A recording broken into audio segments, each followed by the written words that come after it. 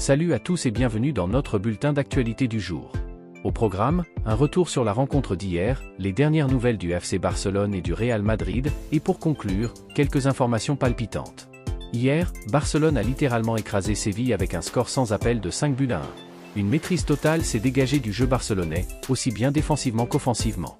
Les joueurs ont répondu présent et ont su satisfaire les attentes. Pau Cubarsí a été impeccable en défense, tout comme Íñigo Martínez, Jules Koundé et Baldé, qui ont tous joué un rôle clé dans la solidité défensive. Marc Casado a également montré beaucoup de sérénité dans son jeu, faisant circuler le ballon avec aisance. Pedri, fidèle à lui-même, a encore une fois été brillant. Quant à Robert Lewandowski, auteur d'un doublé, il s'est imposé comme l'homme du match. Rafinha a également été très performant sur son côté. Lamine Yamal, quant à lui, continue de montrer qu'il est au-dessus de la mêlée, toujours constant dans ses prestations. En revanche, Ansu Fati, un peu en deçà de ses coéquipiers, a eu du mal à s'exprimer sur le terrain. Espérons que son niveau s'améliorera au fil des matchs. Pablo Torre, lui, a brillé en seconde période avec un doublé à son actif. À la 80e minute, un moment fort a eu lieu avec l'entrée en jeu de Gavi, après une longue absence due à une blessure.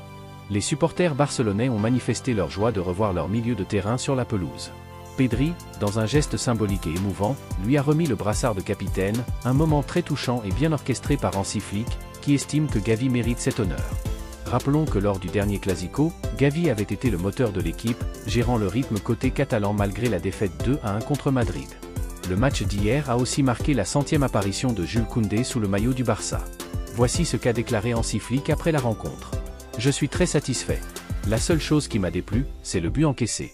Quand on joue comme ça, il faut maintenir une forte pression sur le ballon et être plus attentif dans notre dos. Nous devons nous améliorer là-dessus. C'était crucial de revenir de la trêve avec une victoire, et l'équipe a réalisé un excellent travail. L'ambiance sur le terrain était incroyable. Quand Gavi est sorti pour s'échauffer, l'atmosphère était électrique. Cela m'a donné des frissons. Son objectif était de jouer au moins 5 minutes aujourd'hui, et il a parfaitement rempli sa mission. L'entrée de Gavi a été fantastique, on sent à quel point il est apprécié. C'était une journée parfaite pour lui et pour nous tous. Nous avions prévu de titulariser Frenkie, mais il a ressenti une légère gêne, qui s'est heureusement dissipée par la suite. Il n'est pas blessé. Eric Garcia a aussi ressenti quelques douleurs, mais rien de grave. Mercredi, contre le Bayern, ce ne sera pas un duel entre deux buteurs, mais un affrontement entre deux équipes. Je suis très content de Robert, et dès demain nous commencerons à préparer ce match de Ligue des Champions. Nous avons une idée claire de notre jeu, mais nous nous adaptons à chaque adversaire. Notre philosophie reste d'exercer un pressing haut, de garder le ballon, et de jouer intelligemment en fonction des espaces laissés par l'adversaire. Dani Olmo, Frenkie, Gavi. Tous sont prêts. Mon rôle est de préparer l'équipe, peu importe l'adversaire. Nous demandons toujours 100% à nos joueurs, et ils sont prêts à répondre à cette exigence. Nos défenseurs centraux sont très concentrés. Cubarsí a livré une prestation solide, il est intelligent et s'adapte bien au jeu de l'adversaire. Íñigo Martínez s'intègre également très bien et se montre un leader. Cela nous permet de presser haut, ce qui est essentiel pour notre jeu. Koundé et Baldé ont aussi été très performants. En ce qui concerne Ansu Fati, il traverse une période difficile à cause de ses blessures passées. Mais il a un potentiel énorme qu'il peut encore développer. De son côté, l'entraîneur du FC Séville a salué la performance des jeunes joueurs formés à la Masia. Il y a des générations qui produisent plus de talent que d'autres. Parfois, il suffit de leur donner une chance en équipe première, et ils montrent qu'ils ont le niveau. Le centre de formation du Barça est inépuisable, c'est une fierté pour le club. Après la rencontre, voici la réaction de Gavi. Je suis très heureux de revenir après si longtemps.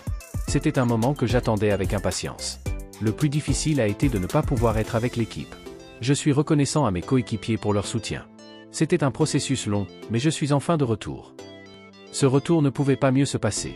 Merci à Pedri pour ce geste incroyable avec le brassard de capitaine. C'est un rêve devenu réalité pour moi. Le choc Barça-Bayern sera arbitré par Slavko Vini mercredi prochain.